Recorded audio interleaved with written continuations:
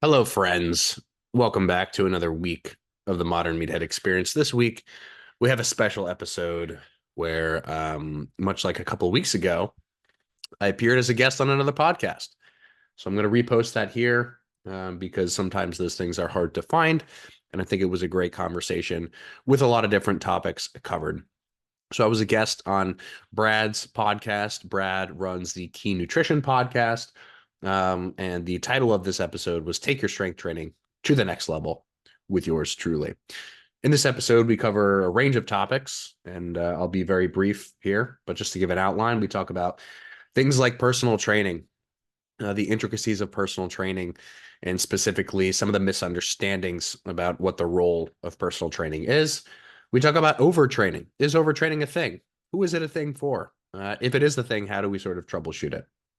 We talked about long muscle lengths, long muscle length partials, as is common on pretty much every fitness podcast these days. And many of you, if you've been an avid listener of this podcast, you've heard me talk about it before. But I always think it's interesting to talk to different people about it because, I kind of say different things, think different things, learn things in conversations and constantly evolve, those kinds of opinions. Then we also talk about just the overall concept of context and why I love it and why I love it so much. And then lastly, and there's more than this, but I'll just stop here. Talk about how to navigate fitness charlatans or fitness influencers with chauffeur knowledge. Chauffeur knowledge is really the kind of knowledge where you are sort of repeating sounds and sound bites that you've heard rather than sort of orchestrating your own beliefs authentically and genuinely relative to the knowledge that you yourself have collected. So those are just some of the topics. I hope you all enjoy the podcast, and I will see you all next week, where I will actually be talking to a good friend of mine. He will be the first expert person on the podcast, the first professional that I'll be interviewing. His name is Dr. Jeremy Dinkin. He's a chiropractor, so we'll be talking about all things chiropractic. All right, see you all next week, and hope you enjoy the episode. This is Brad Jensen, and you listen to the Key Nutrition Podcast.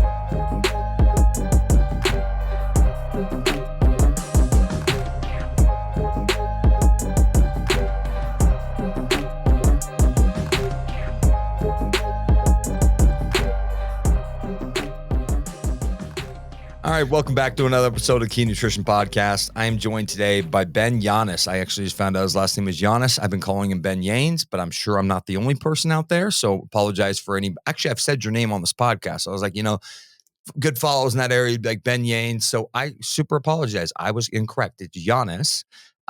Phonetically, it does look like Yanes, to my credit, but he is just an incredibly smart mind when it comes to the body, it comes to exercise physiology. I'm sure he has many really cool titles, but he doesn't seem to care about those. And so, yeah, great content. Super excited to dive into it. Welcome to the show. Appreciate you coming on, Ben.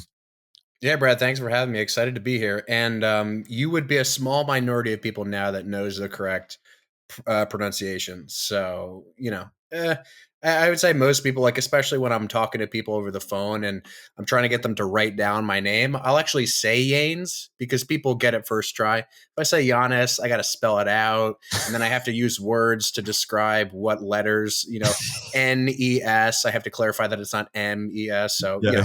we're off to a good start here. And as in Nathan, they're like, wait, your name is Nathan? You're like, no. And and as in Nancy. Yeah. Totally, dude. Well, I'm glad. I feel one of the minorities. Actually, I spoke at this conference in Orlando, this coaching con, and there was a group of a bunch of coaches standing around, and your name came up, and someone mentioned that they should follow, and I would have known. I could have corrected him and been like, Yanes. If only you knew. Yeah, if only you were in the inner circle. Yeah. Yeah. Well, dude, yeah, thanks for coming on. What do you even do for a living exactly? So this is a question I always struggle to answer insofar as me too, dude. the general kind of approach, because, if you're in the social media world and you kind of know at least vaguely how it works, I technically make my living now just by selling online courses and online products. But pretty much up until, the last 6 months, 12 months, I worked as a personal trainer. Okay. So it was basically like personal training for between 3 and 4 years consistently. Before that, it was some form of athletic training, but before that, I was in college. And through all that, it was basically just like study anatomy, study anatomy, study anatomy, and eventually, I still love training people, and I do sessions mostly for trainers themselves, not necessarily for Gen Pop at this point, because trainers are usually the people that are interested in learning more about the mechanics, the anatomy, blah blah blah. And so I moved away from Gen Pop and into education more formally, really within the last year or so, last 2 years or so. And so that's currently what I do. Is I'm an informal educator, if you will, of all this exercise mechanics stuff. And, I work with coaches basically one-on-one and in group settings to basically better their understanding of, this whole biomechanics shtick and how they can better sort of help their clients. So that's kind of where I'm currently at. Who knows? It could change at any moment. One day maybe I'll get back to more consistent training or start to do seminars and that kind of a thing. But that's for later. For now, I'm happy just to kind of be making content and selling stuff online. Yeah, well, good for you, dude. Because I know the hustle and the bustle that is the in-person personal training. I mean, it's been so many years, but it's like you just hit this cap where you either got to charge exponentially more or you got I mean, there's only so much time you have when you're spending, an hour with each individual back to back to back. So, Yeah, and I absolutely loved it. And what I realized, and I only realized this in retrospect, but what I loved most about it was actually getting people off of the ground and giving them a foundation for understanding how they should exercise. Because anyone that knows, like I had a couple clients for, I don't know, probably pretty much the entire time I was training people. And at a certain point, it's kind of like they come in, they know exactly what they're going to do. They know exactly how many reps they're going to do, at least vaguely. They don't really struggle to execute certain motions. And so you end up just talking about their dog or the problems that they had at work or like the fight that they had with their spouse. And, that's just not for me. I'm not interested in talking about people's dogs and their jobs. I want to just focus on the exercise. So for me, it was like, after a while, I just became friends with all my clients, as I'm sure many personal trainers do or should. And it just kind of it got boring beyond just like talking to people as friends. That was great, but from like an actual problem solving standpoint, I just could not get past that point. I wanted new problems. I wanted people to be terrible so that I could help them not be terrible. And so that's kind of when I started to work more with like trainers. And my training partner is a pro bodybuilder, and so he's super fun and interesting to train with because he's got so many sort of nuanced problems to work around. So once the nice. problems stop, I kind of lose interest. So I like people who have a lot of problems is the takeaway from this. Yeah, yeah.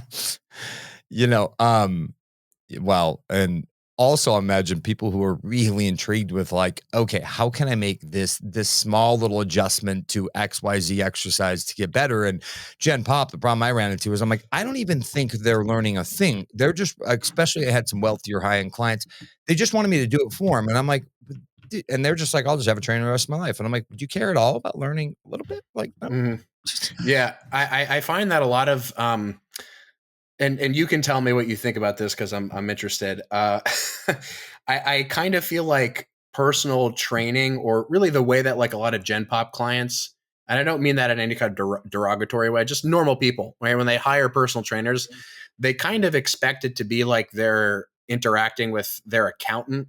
Or someone who is kind of managing, their finances, in the sense that like you set your accountant up with your bank accounts. You tell your accountant like, hey, here's generally where money is coming from. This is what we can expense. And like the accountant does the work for you. But personal training, a lot of people view personal training that way, kind of what you're alluding to.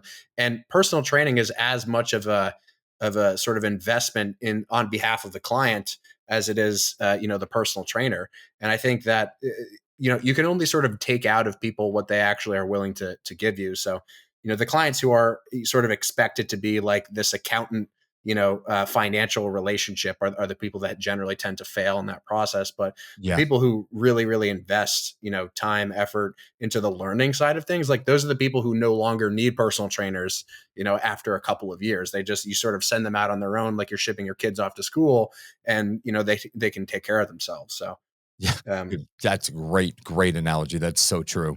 Um, yeah, it's been, I was going to say, my good buddy, Andrew Coates, who I think you yep. might know, or yeah, he's one of the few I know that's still just entrenched in the back-to-back life in the gym. And I give him props for that. Because it comes a point where, and honestly, your reach is so much bigger, and like you've just had a huge explosion in your following. To be honest, I followed you for quite a while, and I don't remember how you popped up in my feed, but I've just taken a lot more keen interest the last probably 18 months, but for sure a year, in really expanding my, even though I don't see that many clients anymore. I have a team of coaches, just expanding my knowledge on programming, and not so much just like the bro bodybuilding days. And so somehow I came across your account and I was like, this guy should have like 1 million followers. Like, this shit's good. And I really like I mean, honestly, I'm like, I hope he doesn't go too far back in my videos because you could probably tear those apart. I'm like, oh boy, I wish I was not giving that advice back in the day. Yeah, well, the good thing is I can tear my own advice from a year ago apart too. Yeah, So sure. But even with people you find, I mean, are these videos like, I think you do a good job about correcting some, there's just a lot of, clickbait things that go around Instagram and TikTok. And um, you're not actually not like a demeaning dickhead. You just kind of give your input, and it's always kind of like softly shitting on them, which I think is genius. You're mm. not like abrasive, like you're a moron, but you're like, listen, that's not necessarily wrong, and here's why. Do you find these videos yourself? Are they often sent to you, or So it's a combination. So once a week, I batch produce content every Wednesday because that's the day I don't travel. And so normally what I'll do is on that day, I just go to my explore page. And, the more that you kind of optimize, you can kind of manipulate your explore page Yep. based on what you click, what you view. So the more that I've clicked on those kinds of videos, the kinds of videos that are like, 5 to 15 seconds that I know that I can react to, that I know are already something that has gained traction, those are the things that I look for. And I would say 80% of them I find on my own. And then the other 20% are the ones that, followers, audience members send to me and ask me questions about. And so both of those methods are kind of like how I vet certain pieces of content. And I have made and I'm glad you noticed, I have made a substantial effort in trying my best not to make it personal. Because the second that you start to make things personal, the second that you say, this person's a moron or this person's an idiot, it's like you take the focus away from the information and you just move people more toward, super polarized, extreme emotional reactions.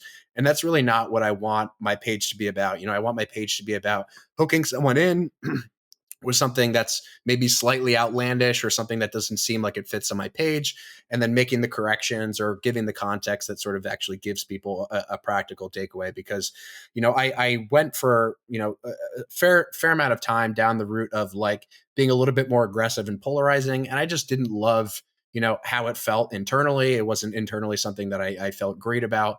So I've just tried to move more over time to staying as objective as I can, and staying as far away from the sort of personal side of things as possible, because I think that way that you sort of build a reputation that's based on the information, and not that is based on this like never ending stream of drama that people are just addicted to for no valuable reason.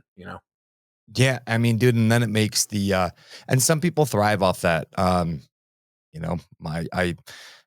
My friend Lane Norton, sure, Lane, like, and I worked with Lane on a one-on-one basis, and I'd be like, dude, how do you like? Doesn't it bother you to open and you just know you're going to be opening it up to just like drama? And he claims he loves it. And I'm just like, we are not the same. I just really don't want to like have my social media source of, and I've gone that route of trying to talk shit, and it just, I can deal with trolls, but it's the same point. I think you do a good job of not making it personal. Do these people ever respond back and like you guys get into a good dialogue, or?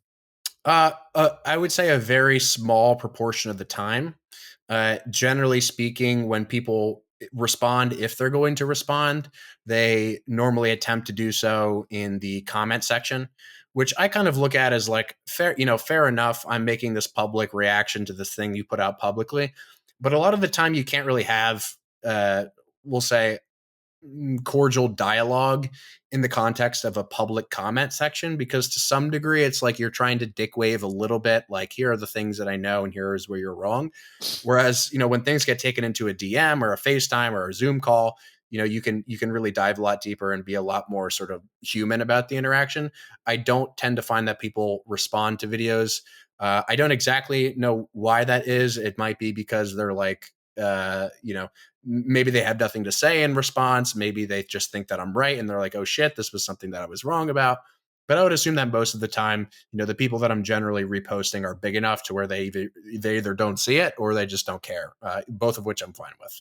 Right. Yeah. And again, you don't make it super personal. And so, but some people would still take that personal because they have big Yeah. egos. And again, like, I think you do a great job about not saying it's not inherently wrong or right, but here's a different way to look at it. You're big into like, you always use the skeleton to kind of show the anatomy of things. I've learned a ton, um, on the way like joints move and muscles move, which I think was incredibly genius of you to kind of show the difference there.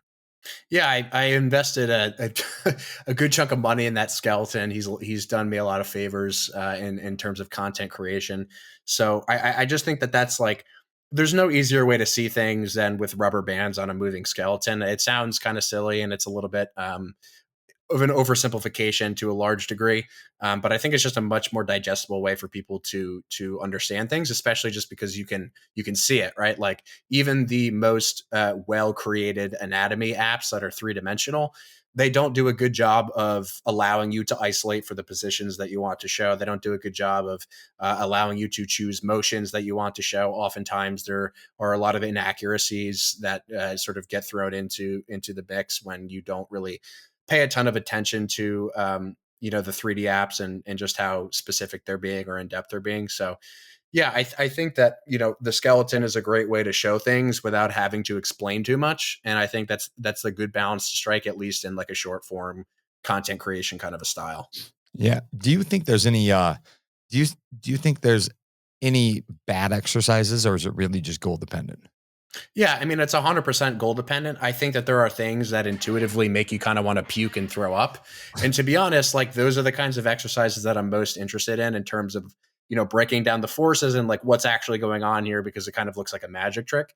But for the most part, I tend to try to stay away from using relative terms without defining the context of the situation. So, for example, and I don't know how many people are super aware of this or how much they think about it, but so many of the words that we use are relative terms. And what a relative term is it's a term that only gains meaning in relationship to other terms around it, right? Or in a specific context. So if you use a word like good or bad, you then need to follow it up and be like, well, what is it good for? What is it bad for? I often, use the example of colors. You don't see people walking around being like, red is a bad color or blue is a good color, right? What are you using red for? Or what are you using blue for? Because that's what makes something, good or bad, or any other word that you could use in a relative sense that would, be contextualized or described by the surrounding words and the surrounding sort of framework that you're talking about.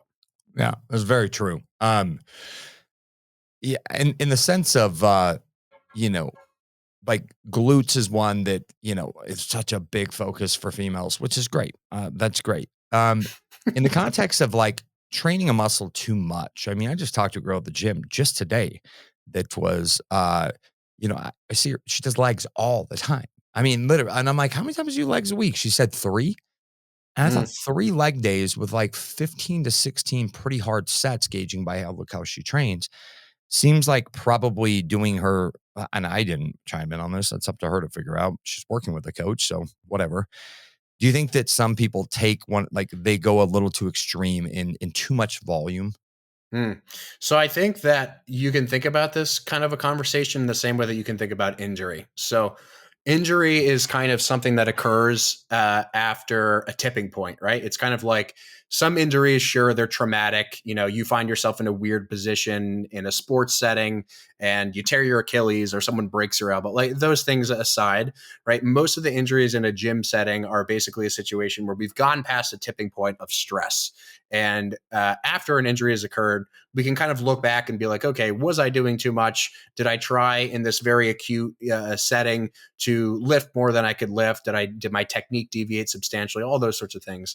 And in the same sort of a way, I think we can look at this kind of conversation of like, are people doing too much or can people do too much? Well, I think that this one example in particular, like someone training legs 3 times a week could train legs 3 times a week for a very long time and see all kinds of positive outcomes. Another person could train legs 3 days a week, and no matter how little volume they use on each of those 3 days, they might just destroy themselves, right? Like I mentioned my training partner earlier in this conversation. In the peak of his off season, he weighs like 300 pounds.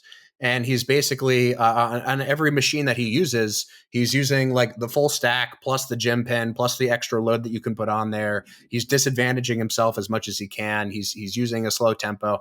And so for someone like him, it's like he probably couldn't even get to the point where he was exposing himself to leg training more than twice a week or more than even once a week per group.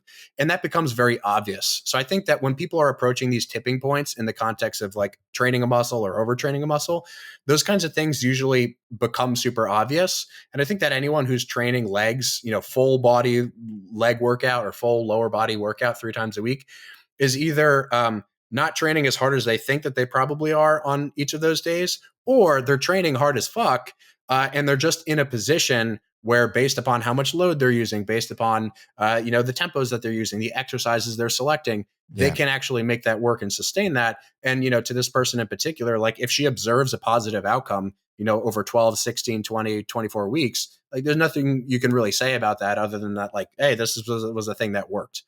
Yeah. And then you throw in the factor of, and I don't know, but possibly a little performance enhancing stuff for this bikini girl, like, which is going to, I used to recover a lot better with a lot more volume back in my bodybuilding days. I don't as much anymore.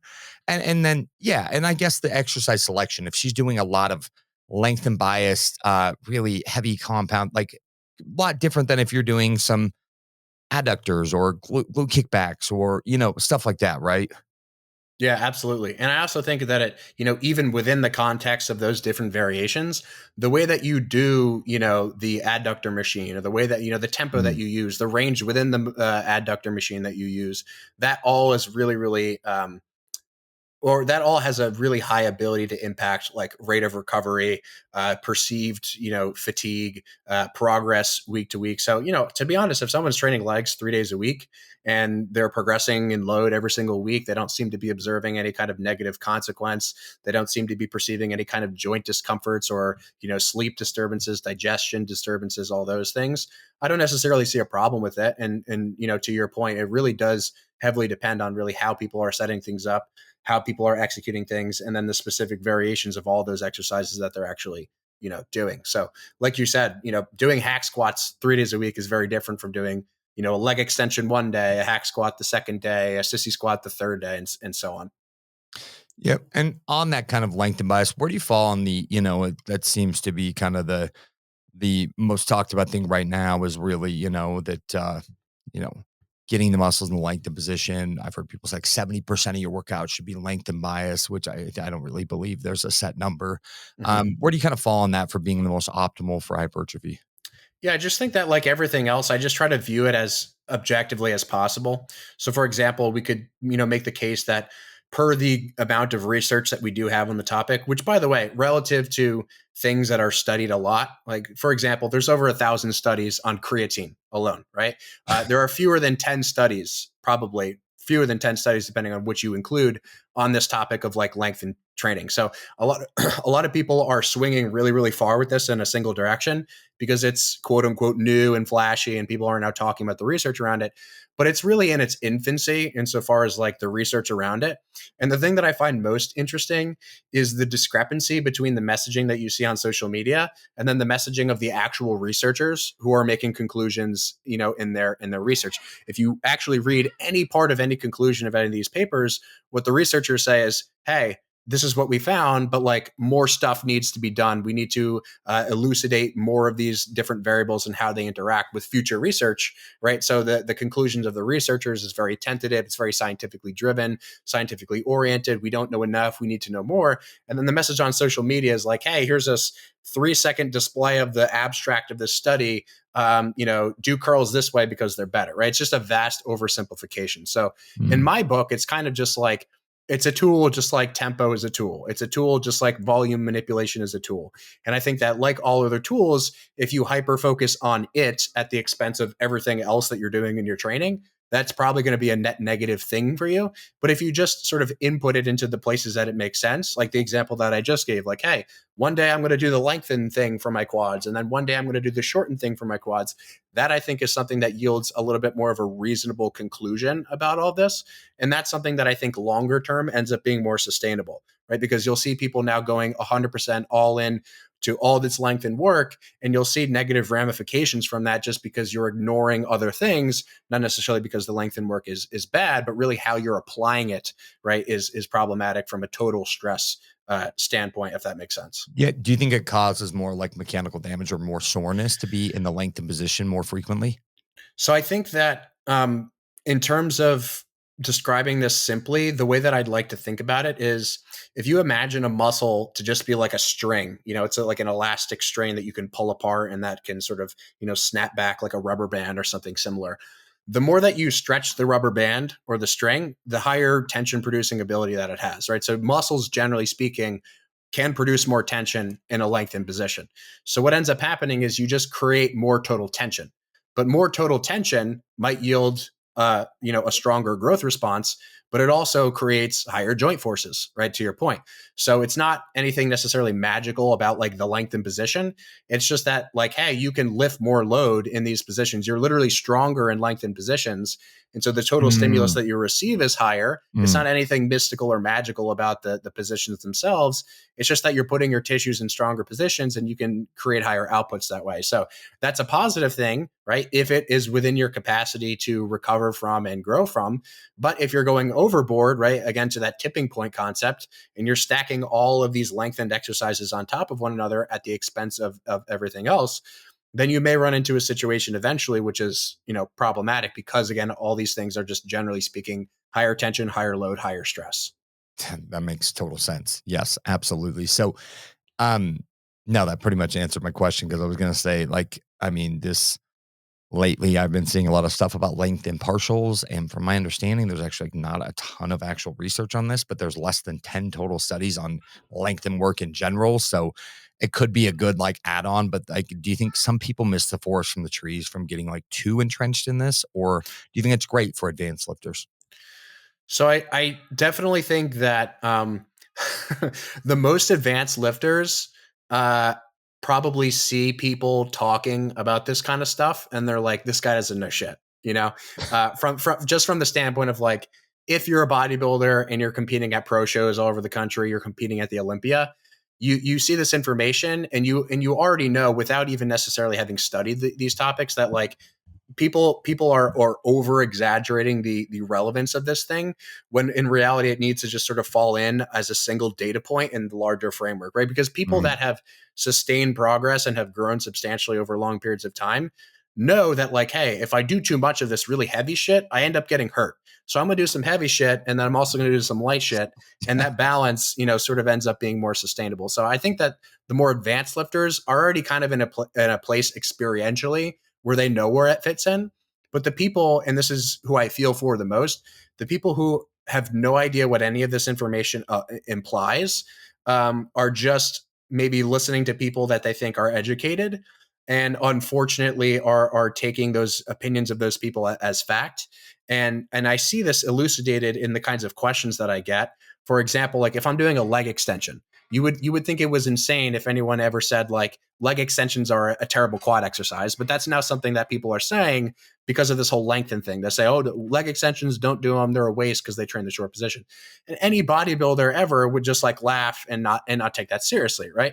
But those are the kinds of things that people end up saying when they hyper focus on any individual thing. So I think regardless of how specific you are about the research or anything like that, and all the intricacies in relationship to the research, as long as you can pull back to like this reasonable middle ground and be like, hey, this is a thing that's definitely useful, but I'm not just going to go full throttle, right? Like same thing. You're a nutrition guy, like it would be like the equivalent of a study coming out about a mechanism in a food, and then all of a sudden you see 1,000 videos of people walking around grocery stores holding up boxes, being like, oh, look at these ingredients, this will kill you, right? It's just Drives me nuts. right. It's the equivalent of that, where people are observing a mechanism and then they're creating an entire framework based around a single mechanism at the expense of and ignoring all of the other relevant inputs right into the system.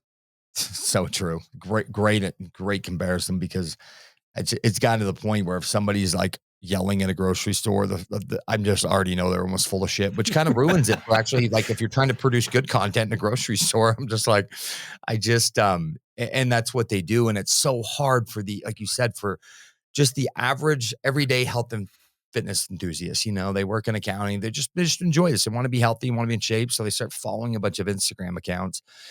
And then they get like polarized on these, like, oh my gosh, like I had some seed oil yesterday. Am I going to die? Like, according to this guy? Or again, they're like, I had clients who were very, very intermediate at best, being like, hey, I saw someone's post. I should be doing like little half reps at the bottom. Like, why aren't we including any of those? I'm like, just stay here with me. Just stay here. It's all like, you know, and the reality is, and I don't know how you feel about this, but I feel like most exercises that worked for guys like Arnold and all these people back in the day are still like the base of which my exercises revolve around. And doesn't mean I'm not willing to explore and try new things. I just think that some people creating content for Instagram and quote unquote influencers, they've got them. Like, I remember you did this video of this guy, and like you were nicer than he was holding a barbell, like one of the 40-pound or 50-pound little set barbells in front of him. And he's just like going side to side. And I don't remember what he was doing, but he was trying to say like, this is a full body movement at work. Oh, and then he was pushing like a chest press, but he's standing vertically. So just if you know anything about gravity, like that's not going to work your chest. Mm-hmm. But people start buying into that. And so I appreciate guys like you who will be like, no, you don't need to do. I know he has 1 million followers. I know it looks super fancy, but that is not what's actually going to be optimal for you. And here's why. Yeah. And fitness and bodybuilding is really troublesome in this regard because of what you just alluded to, which is someone's appearance, right? Yes. It's like there are very few other fields other than, nutrition and the lifting stuff, which are totally and just completely influenced by the way that someone looks. And, I know people who have had six packs, since the time there were six. And like, these are mostly not the people that should be giving nutrition advice. Now, there are many people who have had a six pack since there were six who probably are very well educated in nutrition. And that's maybe why they went that direction. Right. But there's a big difference between, someone who just kind of fell into that position and someone who was genuinely interested, authentically, really cares about the topic, really cares about being nuanced. You don't see a lot of that on social media. And I just think that, you mentioned Lane Norton earlier. He's someone who discusses this kind of broader concept a lot of knowing, or really informing people about sort of the red flags that they should maybe look for in content creation. And a big piece to that is just, how often does this person give context to what they're saying? Do they provide alternative viewpoints? Do they are they hesitant in or tentative in the conclusions that they provide? Are they willing to admit that they don't know everything about what they're talking about? Those kinds of things, I think, just general humility in communication is something that seems to be sort of less and less prevalent or less and less popular. For probably obvious reasons, right? It's less entertaining for someone to contextualize something in a nuanced way. But I think that the more people do that and the more that becomes more of a mainstream thing, like the better off that everyone is going to be. And fighting that fight, I think, is difficult, but it's definitely worth it in my experience, because you actually teach people to think for themselves, right? Rather than just presenting them this big box of information that they should take as fact and as truth. Yeah, and two things on that. The other red flag, and Lane's talked about it before, and I've talked about on this podcast, is if they're always speaking, well, I just said always, that's the absolute I was talking about. They're speaking in absolutes. Mhm. frequently or all the time, which is always never all the time. Like the reality is so much of this is nutrition and fitness is so nuanced. And I think that's what makes it so challenging. And again, I don't hear you speaking in absolutes all the time.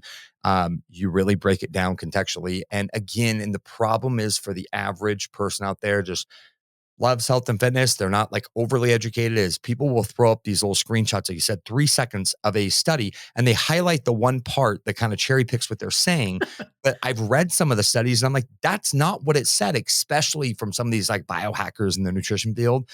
And did a whole podcast breaking down how they'll take a little screenshot, they'll show you, and you're like, wow, a PubMed study, that looks important. And then, but if you actually read the study and the actual conclusion, it's actually like that is a very small part that they picked out. And that's what they do in Netflix documentaries. And then, as well as, genetics and then plus, anabolic steroids are a hell of a combination or one of the two.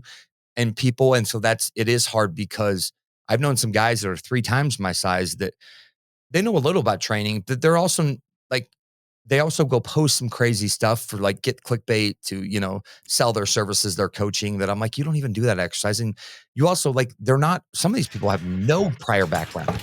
They just No. look really good. And so people go, oh, yeah, I want to do it.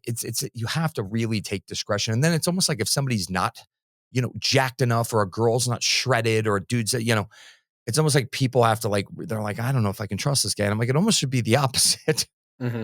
Yeah, I definitely think that there's, a reasonable amount of like, hey, if you're giving advice about lifting, you should probably lift weights. You should probably have some Yes. back. You should probably at least slightly look, like you're muscular. I understand, you need some in the trenches time, but totally agreed. And one of the things that you mentioned there that I wanted to touch on was just, especially as it pertains to like short form video content, is it's amazing to me how many just how many problematic things that people can say or incorrect things or nebulous things that people can say in such a short period of time. um, I don't know if you've heard the name Sam Harris before. Sam Harris is like Yes. I wouldn't say he's a political commentator, although he talks a lot about politics. He's kind of an author, speaker, whatever. And one of the things that he talks a lot about is the issue with debate formats, and specifically how small fires are much more difficult to put out because you can create so many small fires in a single sentence, paragraph, short period of time. How small fires are so much more difficult to deal with than just like one bigger picture, massive fire. And so, just to sort of see like how correct this was, one day for fun, I took a 60-second reel that this guy made. Don't know his name. I don't know if anyone would know him by name either, but this reel popped up in my feed, and he was doing a video on cable rows, and he was basically saying, he had the V bar, and he was saying all kinds of things about the V bar and about the shoulder position. And so what I did as an experiment was, okay, I first identified like how many small fires were in the video. There were anywhere, in that 60-second time frame, there were about 15. Right. So we're talking like one every like 4 seconds, small fire created in every 4 seconds. And so I did just for my own experimentation, I did a response video where I just recorded myself and I put bullet points and I talked through every single point that he made, all 15 points. And it took me like over 45 minutes to dissect a 60-second reel that had all of those sort of small fires just, along, every 4 seconds, every 5 seconds. And so that is like social media in a nutshell, right? Where you just have all these little things tossed in there. And if you address any one of them, it could take you 4 minutes, 10 minutes, 15 minutes, 20 minutes. And so then to make a response or to try to respond to it in a comment, it's just like ends up being fruitless. And I think that's how people end up in just a world of a million small fires, right? And not knowing like what things to listen to because this person said this and this other person said the opposite. Who do I listen to? So I think you have to try to listen to the people that are able to address each of those small fires, which sort of necessitates like listening to longer form content, reading longer form content, reading articles, and those kinds of things. So I think the people that ultimately are the most invested are the people that are going to do that work, and they're going to, seek the truth. And the people who are sort of on the other side of that, who don't want to invest a lot of time, they're just going to be stuck in this purgatory of small fires, just sort of going round and round and round in circles that way. Yeah, so true, man.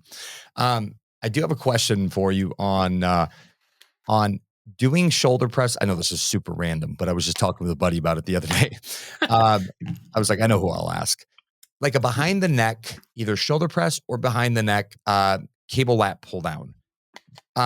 You know, I remember in high school, we were doing them, and I remember that one of the coach walked in and he was like, "You will tear your labrum doing, you'll tear your rotator cuff. Never do that again." And I was terrified to ever do that again in my whole entire life because of that one comment for years and years. Mhm. Is there any truth behind that? So, insofar as that claim is concerned, absolutely not. You hear people say similar things about like, if you round your spine, on a deadlift, like you're gonna slip discs, you're gonna herniate discs, you're gonna fracture vertebrae, like all these crazy kinds of things. Like people will say, well, it might not hurt you now, but it'll hurt you eventually, right? So, just anything that is super predictive and super certain as a prediction, I think immediately you can toss those kinds of claims in the garbage. But there may be some truth to those kinds of things insofar as like the effectiveness of the exercise relative to the goal. So, for example, like if you were to say like, "Hey Ben, I want to do an exercise to train my anterior delt, or I want to do an exercise to maybe train my lats or my upper back in a pull down," I wouldn't advise doing the behind the neck pull down, and I wouldn't advise doing the behind the neck shoulder press, not because those things are inherently injurious. I don't think anything is inherently injurious, right? To that whole tipping point conversation, sort of just injury being this equation, which is a combination of a lot of stresses. But I like to go the direction now with these conversations of, instead of talking about injury and pain, all the things that we can't predict or really know for certain, what we can know for certain are what are the mechanics of these things and how aligned are those mechanics with the goal of the exercise. So, for example, if you're doing a pull down, like a behind the neck pull down, is that going to be as ideal for, let's say, training the lats as a pull down where you simply start in front of your body and sort of pull closer to your sides? No, there would be nothing, there would be no objective quality of the behind the neck variation that would be more effective for training the lats than the one where you are just doing a normal pull down like a normal human. So I would choose the more traditional looking variations, not because I think that they're going to be better for your joints necessarily, but more because they're just going to be more appropriately aligned to a goal, right? It's kind of like if someone says, "Hey, I want to train, my biceps with a curl." Do you tell them to turn their palm up to the ceiling, or do you tell them to turn their palm down toward the floor? Right? It's not that the palm toward the floor thing is worse, but in the context of training the biceps, you want to actually turn your palm to the ceiling for all the things that make that, more of a biceps variation as compared to the other elbow flexors or the forearms or the wrists or whatever else.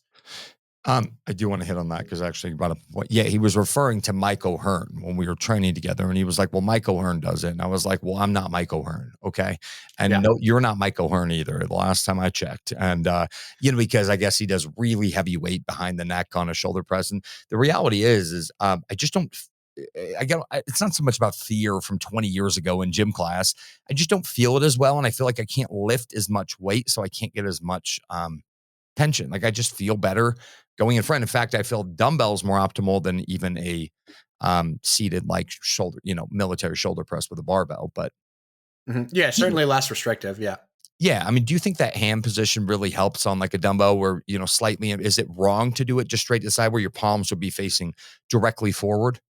No, I wouldn't say it's wrong, and I would say that certain people will sort of connect much more with their delts that way as well, just based Gotcha. on their morphology, how they're sort of aligned on the bench relative to the resistance, and all those sorts of things. But I would say that there is a huge benefit to having a free motion implement like a dumbbell, just because of the fact that the what affects shoulder recruitment will obviously be the position of the shoulder and not necessarily the hand. But the hand is kind of like a window into the shoulder, in the sense that where you put your hand and how you orient your hand may affect elbow motion, and how elbow motion is affected may affect shoulder motion. So sort of up the chain, kind of a way of thinking about that. But I wouldn't say that it's necessarily better or worse, right? Someone could get away with doing barbell overhead presses just fine if it was appropriate for their structure and the amount of volume and the amount of intensity that they were using, over a given period of time. Yeah. And I think are people going to be able to see you and I on video when they listen to this or no? Yeah. Yeah. Okay, so if you right now, I'm just interested, just to sort of make a point of it. If you kind of turn to your side, so like you're facing the camera like this, Yeah. and then you kind of raise your arm up and back like that, and turn the other side to me so that I can see that arm. This way. Yep. And now face to your left. Yep. So see if you can pull your arm. Can you even pull your arm like this behind your head? Right. So you're like squinting as you're doing that, right? And imagine you had a weight in your hand. Can you even externally rotate so that the weight would be over your elbow? You got some mobility work to do, Ben. Right. It's like, no, you can't even do that I feel unloaded. a little better with a slight invert, right? Right. Because what happens when you do that is you actually move your arms in front of your body where you're more comfortable. So my stance is like, hey, if you literally have to squeeze the shit out of your back, which are, by the way, in the context of an overhead press, your back tissues are tissues, depending on which tissue you're talking about. Let's say like your traps and your rhomboids, if they're squeezing your shoulder blades together, will literally inhibit your ability to press overhead because your traps will just be holding your shoulder blades together in that kind of a position. So the simple takeaway is just, if you can't even get your arm there without any load, right, it's probably not the best idea to like sit underneath of a Smith machine and just try to like jam out. That doesn't mean that if you did that, you would just, you would get shoulder cancer immediately, right? But it's just like, why would we pick that variation that's really not comfortable for your body? Why wouldn't we just pick something that's like here, which trains the exact same goal in a much more comfortable position for you? Like, it just makes more sense to me. It's funny. That's the point he brought up. He said, well, you need more shoulder mobility. Like you're still too tight. And I said, you're right. I absolutely do. But until I have that, I'm probably not going to opt for that exercise. And maybe once I do, that would feel better. But also, that's not where I'm currently at. So that makes total sense. Okay. So here's I'm glad you said that. Here's a really big point that I want, if there's any points in this, however long this is going to be podcast that people take away, it's this, which is, if you can't get into a position, right, what we say about that person, we say, you need to be more mobile so that you can get into that position. But with anything other than exercise, we tend not to think that way. So think about it this way.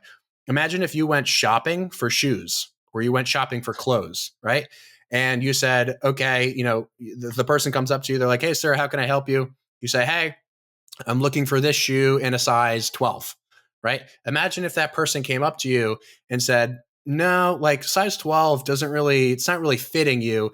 Let's go for a size 14, right? So they bring out the size 14 shoe. It's way too big. In that instance, we say, no, this shoe doesn't fit you. Let's just get the shoe that fits you, right? But when it comes to exercise, instead of saying, let's change the exercise so that it fits you, in other words, let's change the shoe so that it's the appropriate size, we say, no. You should fit the mold of what I think that you should do. In other words, I'm going to give you the size 14 shoe anyway, because I think that's how you should be able to move. And I would say to that, well, that doesn't make any sense at all, right? You don't pay for shoes that are two sizes too big because this person who was selling you a product said that you should. You say, no, fuck you. Give me the right shoe size, or I'm going to leave and go to another store to buy my shoes. So in the same sense, it's like we should fit the shoe to the person. We don't try to fit, my foot into some random shoe size. So in the same way, that's how I conceptualize exercise, which is, what are the ranges of motion that I currently have access to? Let me just train within those ranges of motion. And if any additional range is going to open up, which it often does just by doing very basic exercises, right? There's research on this to support this as well. Then the range of motion will come, right? As a response, just like strength is a response, just like hypertrophy is a response. The more that you expose yourself to those positions, potentially the more mobile you'll get, but only up to a certain point, right? We're not like Gumby stick figures that we can just like mold in any direction. And so in the same vein, fit the shoe to the person, and don't try to just, grab any shoe because we think that it's, what we should be wearing, right?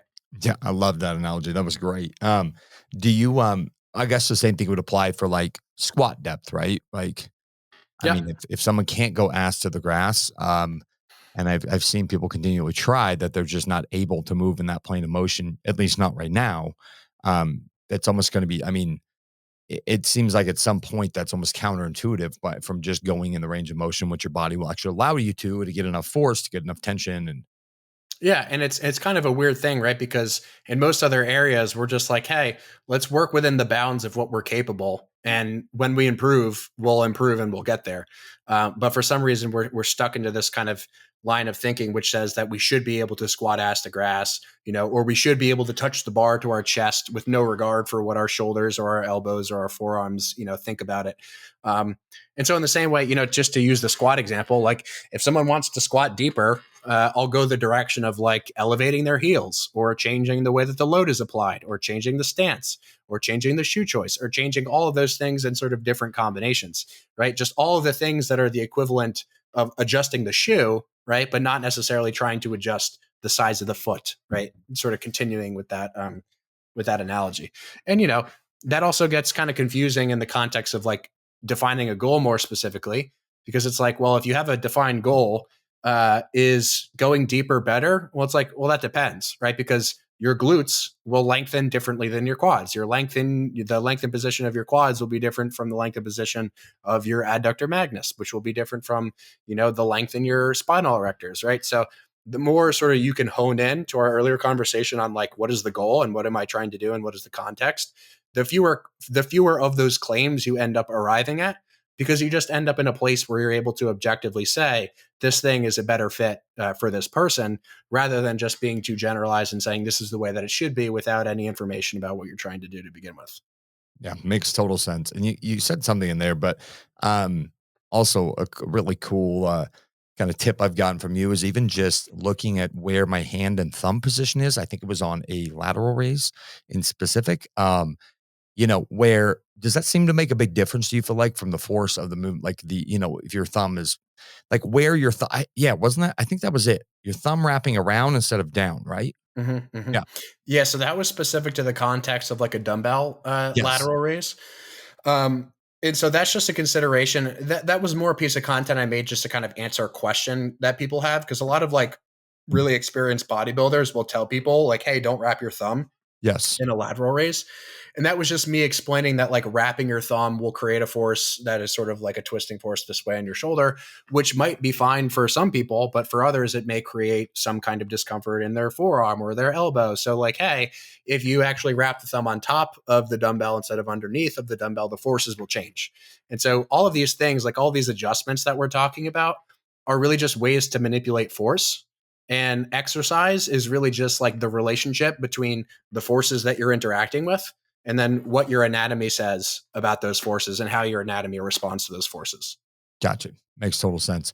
What about using momentum during your lifts? And I ask this that it seems like, the more advanced people are, like bodybuilders really. I mean, you look at videos of Arnold training back in the day, and there was definitely some momentum he would be using, but he was also a very advanced lifter. Kind of where do you fall on that spectrum of using movement for hypertrophy in particular? Yeah. So this is going to seem unrelated, but I promise it's related. Have you heard the term shear, like shear force before? You Yes. heard? So whenever people listening will probably hear the word shear and they'll be like, oh, shear. Oh my God. But shear is a force, meaning that it's basically just describes a sliding force between two contact surfaces. And shear is something that occurs whenever you move. So as I'm moving my hands and my wrists, shear is occurring within the context of the joint. Now it's very minimal as a consideration, but when people hear shear, they think bad. In a similar kind of a way, people hear words like momentum and they think bad, but momentum is just an objective description of a physical phenomenon. So let me ask, are you familiar with the term inertia? Like, have you heard the word inertia before? Yeah. In what context? So inertia is basically just you can think of inertia as broadly speaking something that describes, it's Newton's first law. It basically just describes an object's resistance to change.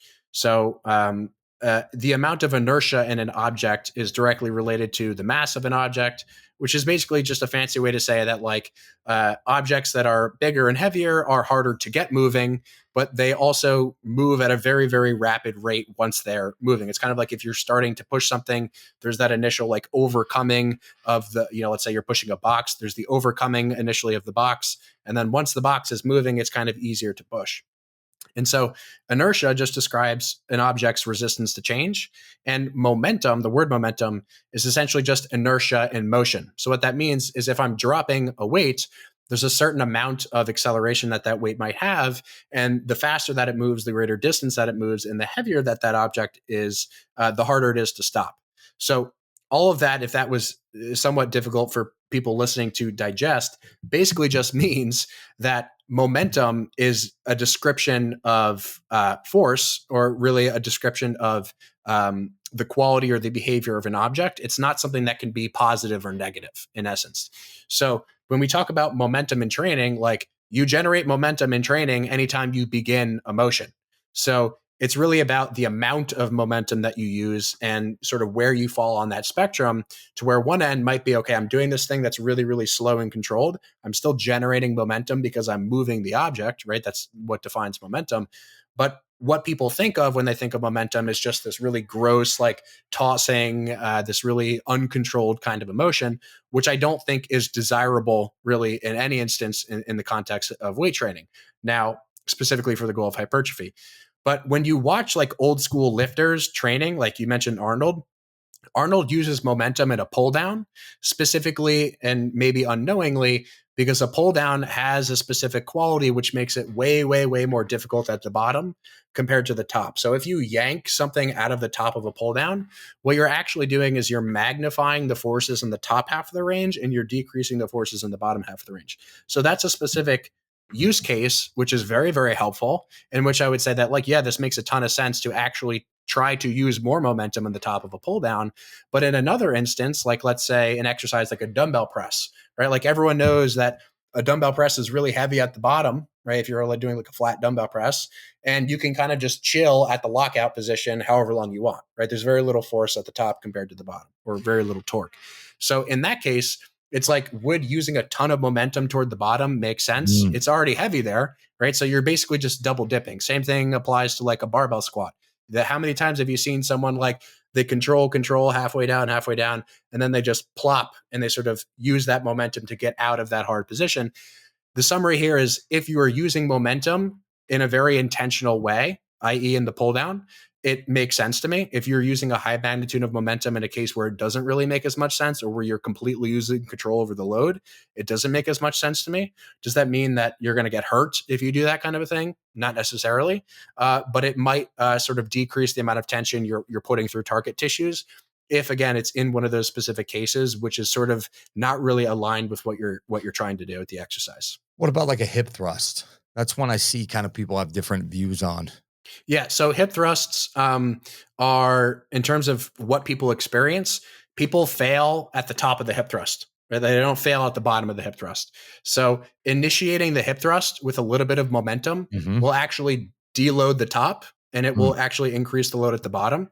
So that's actually a strategy that people can use to make the exercise more evenly challenging, right? Which is a strategy that I would say might be helpful for a lot of people. Now, the way that a lot of people do that gives that idea a bad rap, right? Because when someone sees someone just like tossing, the weights are slamming on the ground, Yeah. they're using a ton of quads, their body's flailing all over the place. That's obviously not a desirable thing.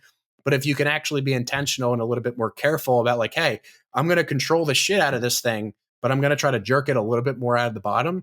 That's something that to me is beneficial from the standpoint of making the exercise a little bit more uniformly challenging, much like I talked about with the pull down, right? Where if you sort of yank just a little bit at the top of the range, that makes for a little bit more of a total range of motion challenge as compared to it just being really, really hard at the bottom. And so those are just, strategies. And I don't think that, much like the lengthen partial stuff, it's just like momentum, and the use of momentum in terms of whether you use more or whether you use less is really just a strategy and a tool. And how that tool ends up being used is really what makes it appropriate or not appropriate. Yeah. And I think that's also, why maybe, if you're pretty new to the gym, like understanding those things takes a little bit of time in the gym and training to understand you can kind of start to figure it out, but that's why I always try to urge my clients, just, use good form. Cause they'll be like, I saw a guy who was big and he was doing bicep curls and he was using momentum. And I'm like, okay, well, you're not big yet. So like, it's just, I just think it's to understand like proper, what do you, what do you think about tempo, and like slow and controlled eccentrics? Sorry, I got two more questions. I'll let you go. So I think that eccentrics overall, just broadly speaking, in terms of tempo, I think that different tempos will make sense in different contexts, right? So Yes. in the context of like a pull down, for example, to me it makes sense, or the application of yanking the top of a pull down for a little bit of a faster tempo on the concentric and then sort of controlling the eccentric up slowly. That makes more sense to me than, let's say, like the squat example where you're just sort of plummeting into the bottom. And so I think that regardless of the tempo you're using, and regardless of whether you're talking about specifically concentrics or specifically eccentrics, I think that as long as you're controlling the weight that you're using, Yeah. you know, everything else is kind of a secondary or a tertiary consideration. And defining exactly what control means is a little bit of a trickier thing. Mhm. But the way that I like to define control is in one of two ways. One is more like a subjective descriptive thing, and then the other is more of an objective one. So the objective one would be, are you, and it sounds kind of wordy, but are you resisting the resistance? Meaning, like, if you are doing a pull down, the resistance is always pulling your arm upward. So whether you're pulling down or whether you're allowing it to come upward, are you always able to maintain a downward sort of shove of your arm? That's control to me. The second that you start to accelerate your arm upward without emphasizing pulling downward against it, now you're no longer controlling that thing. So control to me is, are you able to, and are you resisting the resistance? That's number one. And then number two, the more subjective thing, which I think is probably a little bit more of like a practically applicable concept, is at any point in the range of motion, if you can't stop the load as it's moving, not necessarily easily, but if you can't, stop the load as it's coming up, and it's very difficult for you to sort of stop the range of motion at any point, then it's probably likely that you're not operating in a controlled kind of a tempo, right? So if you're doing a squat and you go with that example of you're nice and slow, slow, slow, and then you sort of plummet toward the bottom, well, now you've lost control because you can't actually stop in the bottom of the range and sort of hold that position against the load. So both of those things together, to me, are what define control. And there may be some wiggle room in terms of, should you move a little bit faster or a little bit slower. On the eccentric, I think there's wiggle room there depending on the context, like the pull down, like the squat, like the dumbbell press example I gave. But all in all, I think as long as you're just being focused about control in those ways, I think it's okay. And the last thing I'll say is, I tend not to, in probably 95% of cases, I tend to not focus on tempo of the concentric phase of any motion, insofar as like making it really slow is concerned. I don't think that there's a huge benefit to really trying to move super slowly on a concentric. I think that the tempo that you use on a concentric portion of a motion should kind of just work itself out, given that you're using the appropriate load. If you really have to focus on like, okay, I'm really, really squeezing as I'm pushing, you're probably moving into like mental masturbation territory, and you're moving a little bit of away from like actually training and actually, achieving gains from that motion. Yes, it should. Yeah, I completely agree. Dude, I just love the way you're not only your brain works, but the way you can articulate this information is really good, dude. I mean, I don't know if everyone else can join. I've loved that. These are all questions. I'm just like, I've loved talking to you, dude. Thank you, man. Are your course? I got one more question before I let you go. But on that note, is your courses, are they designed for coaches, or can Gen Pop take them? Or Yeah, so they're really designed for the coaches of the world and the average population. Like, they're sequenced in a way where, and there are different courses for different levels. Like, there's more of a beginner kind of a course, which is more of a blueprint. Like, hey, I'm going to take you through these things one day at a time, one video at a time. And then there's more of an advanced sort of course for people who maybe are a little bit farther into their journey. So I have those two main options, but I think that regardless of where you start, I think that both are going to be pretty good options, because they do assume zero knowledge, and they do assume that people don't know anything about any of the terms. So either way, I think, whether you're a trainer, coach, or just your average, gym bro, I think that anyone can really gain benefit from that. And, I've seen that just in terms of the objective metrics and the reports that I've gotten from the different kinds of people that I've, taught personally and that I've just learned through the courses. well, I'm gonna sign up for the advanced one, so I'll give you guys some feedback. So I'm gonna get that. But last question, dude, and I'll let you go. It's been a great conversation. Super appreciate it. What is something you've changed your mind on in the last, I don't know, couple years when it comes to exercise physiology, strength training? Yeah, so a lot of things, but I think the major one is that, so many questions about exercise, and this is something that I didn't realize for the longest time. So many questions about exercise, and even something like we're discussing, like concentric versus eccentric. It's just things about muscles in particular are so much better understood by thinking about the external resistance of the motion. So before, my framework was very muscle centric, like, hey, what does this muscle do? And that was sort of my first thought whenever I would think about training. But now my first thought is, what is the resistance doing? And then how are my muscles responding to this? So rather than thinking about muscle first, resistance second, my framework has now actually flipped, which is I'm thinking about what is the resistance doing first, and then how is my body responding to that? And so Like that's resistance, even like with the joints and everything, or like, what do you mean? Give an example. yeah. Resistance in terms of like the external load, right? So a dumbbell, a barbell, a cable, a machine. What is the external resistance attempting to do to my body? And that's kind of harkening back to that framework of exercise is the interaction, right, between the external world and then your body's internal response to the external world. And so thinking about that framework is just like, man, it just answers so many of these common questions that people have about, like, what does this train? How does it train it? Because everything is really just a response. Like, people think of contraction as this thing that we, like generate, right? But without something to resist externally, there's no contractile influence that's even generated to begin with, right? And a really good example to illustrate this is, like, if I hold my arm out and I went like this, right? People might think like curl, right? There's just like something that pops into people's heads. They see this motion and they're like curl, right? And for people listening, I'm just bending my elbow, right? But what determines whether this is a curl or a triceps extension, right? The resistance. So true. I could be using a cable that's pulling me backward and I could be doing that, but I could also have a cable that's angled that way and I could be curling. And so is the difference the elbow or the biceps or the triceps? No, it's how the resistance is asking me to respond to that. Makes sense. Just flipping the way you look at it and think about it. That's so before you were all about you flipped that whole thing. Yeah. Yeah. And that's kind of ultimately what I'm trying to do, like with my content and with the messaging, which is like, to answer the muscle stuff, you need to know the physics stuff first. Because if you just make guesses about like what muscles am I feeling and what do I think is fatiguing, then you end up in a position where you're making like influencer reels. Like you referenced that influencer exercise. Like, what was the problem with that influencer exercise? And that person saying that it was a chest thing, right? It was the fact that the resistance was not asking his chest to do any kind of work, right? And so many of those, dog shit exercises, if I can call them that, which I'll more precisely say is like exercises that are just not specific to the goal that you're describing. That's how I'll define that.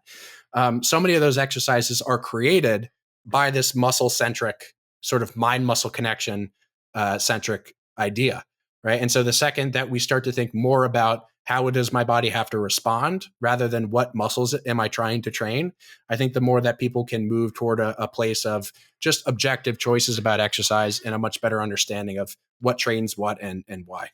They're so good. Well, you guys, where you hanging out the most? I mean, I follow you on Instagram. I don't know if you do TikTok and whatever else, YouTube, but shout out where people can follow you. We'll list everything in the show notes for you guys, and then also where they can find more information to look into your courses. Yeah, man, everything is just on the Instagram. I do post on other platforms, but I do the whole post ghosting thing, so I don't really check those other platforms. I just sort of copy paste the same content. But Instagram at Ben Giannis, my name is where everything is. The classic link in bio is where you can find all the courses and ebooks and programs and all that stuff. Amazing. You guys, highly recommend giving them a follow. And now I can say your name correctly when I tell other people to follow you. I love what you're doing, dude. I love the way you've changed, even the way I look at different exercises, think differently. Just from following you, I've gotten better. And so I super appreciate the man. Appreciate your time. I know it's late there. So thank you for coming on. You guys give him a follow. We'll list everything in the show notes, including his Instagram tag that will take you straight to his Instagram page. Hit follow. And if you like this episode, go ahead and share it on your Instagram story. Tag myself at The Sober Bodybuilder and at Ben Giannis. We'd love to thank you for listening. Well, I will. You don't have to, but and it does wonders for our show. So thank you so much for coming on, man. We'll talk to you guys next week. Thanks, Brad. Hey guys, it's Brad here. Just wanted to thank you so much for listening. We couldn't be any more grateful that you took the time out of your day to listen to us. We hope we provided value. If we did, it would mean the world to us if you would subscribe and share this with your friends.